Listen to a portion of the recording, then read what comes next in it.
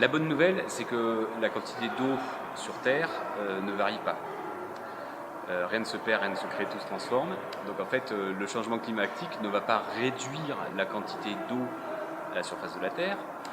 Par contre, le changement climatique va avoir un certain nombre de conséquences à la fois sur des problèmes ponctuels, par exemple des inondations ou des problèmes de sécheresse, et puis aussi un certain nombre de conséquences plutôt humaines sur tout ce qui est déplacement de population, réfugiés, etc. Et ces gens, évidemment, vont avoir besoin d'eau. Donc ça va bouleverser les équilibres de l'accès à l'eau.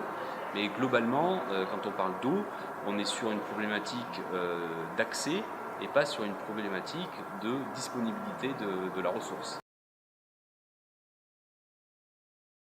Si on part du principe qu'on ne détruit pas, on ne fait pas disparaître l'eau, mais on utilise de l'eau et qu'après utilisation, après la douche, les toilettes, etc., cette eau est polluée, contaminée, chargée d'éléments qui ne sont pas bons pour la santé.